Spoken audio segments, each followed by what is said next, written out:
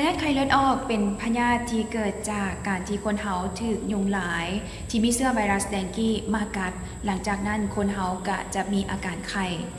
ปัญหาของพยาธินี้ก็มีอยู่ว่ามาฮอดปัจจุบันนี้พวกเขายังบ่ทันได้มียาต้านไวรัสเฉพาะเจาะจงเพื่อปิดปัวพยาธิดังกล่าวให้หายขาดภายในระยะเวลามื้อ 1-2 มื้อให้หายขาดเลยแต่ก็ยังโชคดีอยู่ที่ว่าระยะการขยายตัวหรือว่า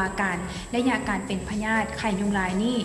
จะเป็นอยู่ประมาณ1 อาทิตย์หลังจากนั้นร่างกายก็จะสร้างภูมิคุ้มกันต่อเชื้อพยาธินี้แล้วเขาก็จะหายขาดจากการเป็นพยาธิไข้ยุงลายหรือว่าไข้เลือดออกดังนั้นสิ่งสำคัญที่สุดก็คือว่าการปฏิบัติตัวที่ถูกต้องและการได้รับคำแนะนำที่ถูกต้องเพื่อลดพรบ่ให้การขยายตัวหรือว่าการวิบัติของพยาธิไข้เลือดออกก้าวไปหาขั้นรุนแรงการปฏิบัติตัวที่ถูกต้องก็คือต้องได้ดื่มน้ำหลายๆดื่มน้ำให้เพียงพอถ้ามีอาการไข้ก็ต้องได้กินยาลดไข้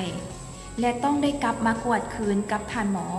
ทุกๆมื้อเพื่อให้ทานหมอได้ประเมินความรุนแรงของพยาธิจนกว่าอาการไข้จะหายไปจนกว่าทานหมอจะบอกว่าพ้นขีดอันตรายแล้วเด้อเซาจากการเป็นพยาธิไข้เลือดออกแล้วเด้อสิ่งสำคัญที่สุดอีกอย่างหนึ่งก็คือคนที่มีอาการไข้ทุกคนในระยะนี้ระยะที่มีการระบาดของพยาธิไข้ยุงลายหรือพยาธิไข้เลือดออกบ่ควรไปซื้อยามากินเองตามห้างขายยาเนาะเหตุผลก็ย้อนว่ายาบางชนิดที่มีฤทธิ์ที่ออกฤทธิ์ในการลดไข้เช่นเดียวกันแต่ว่ายาบางชนิดมันจะเฮ็ดให้มีความเสี่ยงในการที่จะกระตุ้นเฮ็ดให้เกิดมีภาวะเลือดไหลเพิ่มขึ้นเติมอีกดังนั้นทุกกรณีที่มีอาการไข้ในตอนนี้ขอแนะนำให้ไปปรึกษาหรือว่าไปกวดเลือดไปกวดร่างกายกับทานหมอเพื่อให้ทานหมอได้ประเมินว่าอยู่ในระยะที่ปลอดภัยหรือบ่ปลอดภัยเนาะ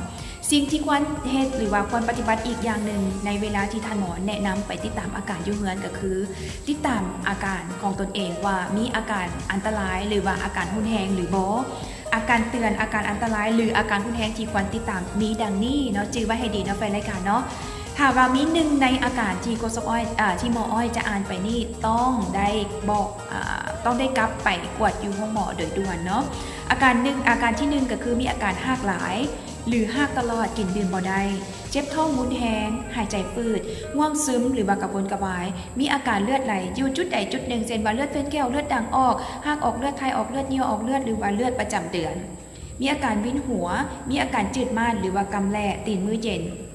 นอกจากนี้อาการบ่เหี่ยวหรือว่าเหี่ยวน้อยหรือบ่มีย่ำเหี่ยวมาได้4-6 ชั่วโมงก็ถือเป็นอาการเตือนหรือว่าอาการอันตรายที่ต้องได้ไปนอนติดตามอยู่ห้องหมอเช่นเดียวกันเนาะลองมาสังเกตลองไปถามเบิ่งคนในครอบครัวของเฮาที่กำลังเป็นไข้ในตอนนี้มีหนึ่งในอาการที่โกศกอ้อยที่หมออ้อยได้เว้าไปเมื่อกี้นี่บ่ถ้ามีต้องไปกวดอยู่ห้องหมอโดยด่วนเพื่อความปลอดภัย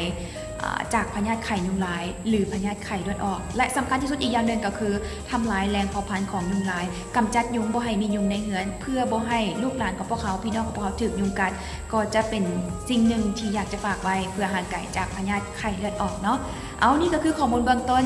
คลิปต่อไปโกศกอ้อยหรือว่าหมออ้อยยังจะมีข้อมูลเกี่ยวกับพยาธิไข้เลือดออกมาเว้าให้กับบรรดาท่านได้ฟังนำเติมตอนนี้ลาไปก่อนอย่าลืมติดตามคลิปของโกศกอ้อยเด้อหรือว่าคลิปของหมออ้อยเด้อสบายดีบ๊ายบาย